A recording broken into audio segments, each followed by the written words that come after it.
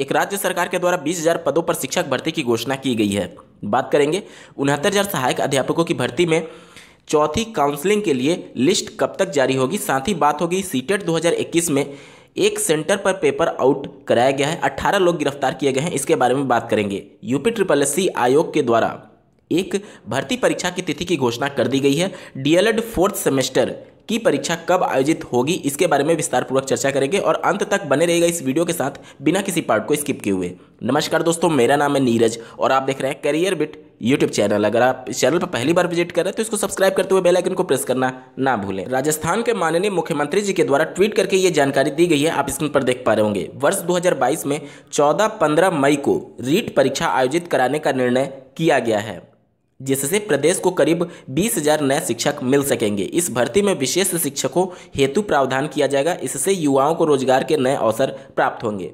जैसा कि आपको ज्ञात होगा, राजस्थान में लगातार रीट 2021 के तहत जो 31,000 पदों पर शिक्षक भर्ती की घोषणा राज्य सरकार के द्वारा की गई थी, उसमें लगातार पदों की संख्या बढ़ा करके 50,000 करने की मांग उठाई जा रही थी। अभ्यर्थी लगातार संघर्ष कर रहे थे। वहां पर राज्य सरकार ने पद बढ़ाकर नहीं बल्कि नई शिक्षक भर्ती की घोषणा कर दी है। आप सभी चाहे किसी भी राज्य से संबंधित हैं, राजस्थान में होने वाली रीट 2022 की परीक्षा के लिए एलिजिबल हैं, आप सभी इसके लिए आवेदन कर सकते हैं। और अब जैसा कि आपको ज्ञात होगा, 5 से 6 महीने का वक्त शेष रह गया है, मात्र 5 महीने का, तो आपके लिए बेहतर मौका होगा इस 20,000 शिक्षक भर्ती में सम्मिलित होने का। वहीं बात करें उत्तर प्रदेश की, तो उत्तर प्रदेश में शिक्षक भर्ती को लेकर के अभी तक अंतरिम रूप से कोई भी आदेश जारी नहीं किया गया है। हालांकि माननीय बेसिक शिक्षा मंत्री जी के द्वारा जो प्रेस विज्ञप्ति जारी की गई थी, अभी वो शासनादेश नहीं है, सिर्फ प्रेस विज्ञप्ति है। जब तक कोई शासनादेश या फिर ऑफिशियल नोटिफिकेशन शिक्षक भर्ती के संदर्भ में आयोग के द्वारा जारी नहीं कर दिया जाता, तब तक उस विज्ञप्ति का कोई भी मतलब नहीं है। चुनाव आयोग ने प्रेस कॉन्फ्रेंस करके ये जानकारी दे दी है कि 5 जनवरी 2022 के बाद से कभी भी उत्तर प्रदेश में चुनावों की तारीखों का ऐलान किया जा सकता है और तुरंत आचार संहिता भी लग जाएगी। उम्मीदें हैं कि 15 जनवरी 2022 के आसपास आचार संहिता लग सकती है। लखनऊ के इको गार्डन में पिछले 25 दिनों से अभ्यर्थी लगातार धरना प्रदर्शन कर रहे हैं नई शिक्षक भर्ती मांग के साथ, लेकिन सरकार शायद किसी के आगे ना झुके। एक चीज़ से उसको बहुत डर लगता है और वो है विधानसभा चुनाव हो या फिर लोकसभा चुनाव हो। आप स्क्रीन पर एक इमेज देख पा रहे हो जो कि बहुत कुछ बयां करता है। वहीं बात करें 69,000 सहायक अध्यापकों की भर्ती में 6,000 पद को जोड़ने की घोषणा के बाद से लगातार सरकार ये प्रयास कर रही है कि जब इसका लिस्ट जारी हो तो कम से कम अब इस प्रकार का विवाद उत्पन्न ना हो। इस वजह से जो भी अभ्यर्थी धरना प्रदर्शन कर रहे थे, उनके रिप्रेजेंटेटिव एक डेलीगेशन टीम को बुला करके अंतरिम रूप से सूची जारी करने पर विचार विमर्श प्रदेश सरकार के द्वारा किया गया। आप स्क्रीन पर देख पा रहे होंगे, माननीय बेसिक शिक्षा मंत्री जी के साथ डेलीगेशन टीम है।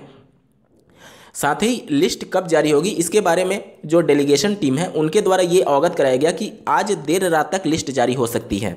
ऑफिशियल वेबसाइट पर यह सूचना दी गई है कि ये लिस्ट 3 जनवरी 2022 को जारी होगी।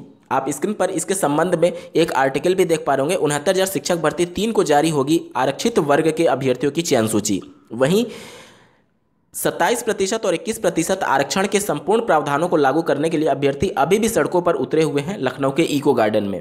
उनकी मांग ये है कि जब तक 27% और 21% के अंतर्गत सभी पदों को ना जोड़ दिया जाए तब तक वो सरकार का पीछा नहीं छोड़ेंगे। और अगर सिर्फ 6,000 पद जोड़े जाते हैं और पूरे आरक्षण के प्रावधानों को लागू करते हुए उनके सभी समस्त पद नहीं दे दिए जाते, तब तक ये मामला शांत नहीं होगा। अब देखना होगा कि सरकार कितने पदों पर अंतिम रूप से सूची जारी करती है। सीटेट 2021 में पेपर लीक का मामला सामने आया है। चूंकि पेपर ऑनलाइन हो रही है, इस वजह से जो एग्जाम सेंटर्स थे उन्हीं से मिलीभगत करके ये पेपर आउट और लीक जैसे मामले प्रकाश में आए हैं और 18 लोगों को, पूरा गैंग था उसको गिरफ्तार किया गया है। आप स्क्रीन पर देख पा रहे होंगे, नोएडा में सबसे बड़े सॉल्वर गैंग का पर्दाफाश। सीटीटी पेपर लीक में पुलिस ने गुरुवार को नोएडा में सबसे बड़े सॉल्वर गैंग का पर्दाफाश किया है। पुलिस ने गिरोह में शामिल दिल्ली पुलिस के एक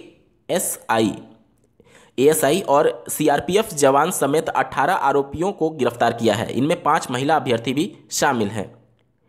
डीसीपी ने बताया कि सेक्टर 58 थाना पुलिस को सुबह 3 बजे गश्त के दौरान सेक्टर 62 साईं मंदिर के पास कार खड़ी दिखी। पूछताछ पर पता चला कि वह सॉल्वर गैंग के आरोपी हैं। पुलिस ने उनकी निशानदेही पर 18 आरोपियों को गिरफ्तार किया। आरोपियों की पहचान दिल्ली निवासी के रूप में हुई है और साथ ही साथ आप यहाँ पर देख सकते हैं नोएडा के हर केंद्र पर जानी थी उत्तर पुस्तिका। गिरोह ने नोएडा को सीटीईटी पेपर की उत्तर पुस्तिका वितरित करने का मुख्य ठिकाना बनाया था। यहां से उत्तर प्रदेश, पंजाब, हरियाणा समेत देश भर के अन्य राज्यों में परीक्षा केंद्रों पर उत्तर पुस्तिका को भेजा जाना था। पुलिस को आरोपितों के पास से 51 परीक्षा केंद्रों के नाम भी मिले हैं। पुलिस ने संबंधित केंद्रों को पूरे प्रकरण के बारे में अवगत कराया। साथ ही यहां पर बताया गया है कि पेपर लीक की उत्तर पुस्तिका वितरित करने का ठिकाना बनाया गया था। यहां आरोपी पेपर की उत्तर पुस्तिकाएं तैयार कर उसे देश भर में अलग अलग परीक्षा केंद्रों पर भेजने की तैयारी में थे। मतलब कि जो ऑनलाइन परीक्षा हो रही है उसका आंसर की पहले ही इनके द्वारा तैयार कर लिया गया था। कहीं ना कहीं बड़े स्तर पर यह खुलासा हुआ है। और जैसा कि आपको ज्ञात होगा, ये इस आर्टिकल में लिखा गया कि देश भर के सभी राज्यों में ये भेजने की तैयारी थी। तो आप सोच सकते हैं कि परीक्षा ऑनलाइन होने के बावजूद भी कितने बड़े स्तर पर सीटीईटी की परीक्षा में घोटाले हो रहे हैं। और ये इस बार का मामला नहीं है। पिछली बार जब सीटीईटी की परीक्षा ऑफलाइन हुई थी तो उस समय भी सीटेट पेपर लीक मामले प्रकाश में आए थे। जैसा कि आपको ज्ञात होगा, यूपीएससी आयोग के द्वारा पीईटी के आधार पर एएनएम के 9212 पदों के सापेक्ष जो नोटिफिकेशन जारी किया गया था, अब उनकी परीक्षा तिथि की घोषणा कर दी गई है। ये परीक्षा 6 फरवरी 2022 को होने जा रही है। स्क्रीन पर आप देख पा रहे होंगे, उत्तर प्रदेश अधीनस्थ सेवा चयन आयोग स्वास्थ्य कार्यकर्ता महिला के 9212 पदों के भर्ती के लिए 6 फरवरी 2022 को लिखित परीक्षा लखनऊ में आयोजित कराएगा। आयोग ने इसके साथ ही प्रारंभिक अर्हता परीक्षा में गलत जेंडर भरने वाली महिलाओं और निःशक्तों को आवेदन के लिए पात्र मान लिया है। वहीं बात करें डीएलएड 4th सेमेस्टर परीक्षा को लेकर के आप लोग के तमाम कमेंट के माध्यम से प्रश्न आ रहे थे कि आखिर इसकी परीक्षा होगी कब।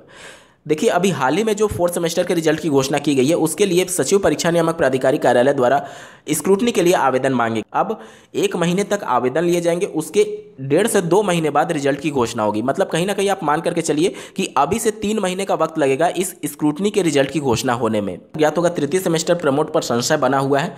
कल की मीटिंग में सब कुछ साक्ष्य अभ्यर्थियों के द्वारा प्रस्तुत कर दिया गया है और उस पर एक बार फिर से विचार विमर्श करके आयोग अपना अंतिम रूप से आदेश जारी करेगा। तो अभी तय नहीं है कि प्रमोट होगा या नहीं होगा, लेकिन उम्मीदें हैं कि प्रमोट हो जाएगा।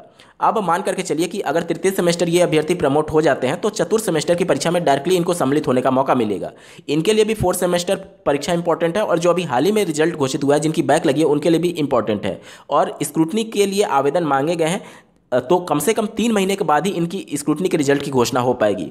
अब 3 महीने के बाद ही सचिव परीक्षा नियामक प्राधिकारी कार्यालय द्वारा 4th सेमेस्टर की परीक्षा का आयोजन कराया जा रहा होगा और उसी समय जो अभी 2nd सेमेस्टर पास प्रशिक्षु हैं उनको भी डायरेक्टली 4th सेमेस्टर परीक्षा में सम्मिलित होने का मौका मिलेगा।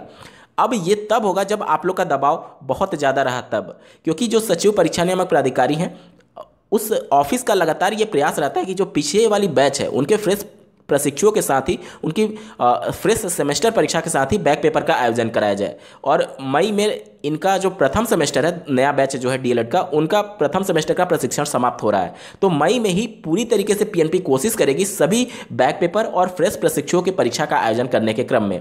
अगर आप लोग का दबाव रहा तब जाकर के कहीं मार्च लास्ट में ये परीक्षा का आयोजन कर सकते हैं स्क्रूटनी का रिजल्ट घोषित करने के बाद। आज के वीडियो में बस इतना ही। ऐसे ही महत्वपूर्ण अपडेट के लिए इस चैनल को सब्सक्राइब करना ना भूलें। इस वीडियो को देखने के लिए आपका बहुत बहुत धन्यवाद। भगवान करे आपका दिन शुभ हो।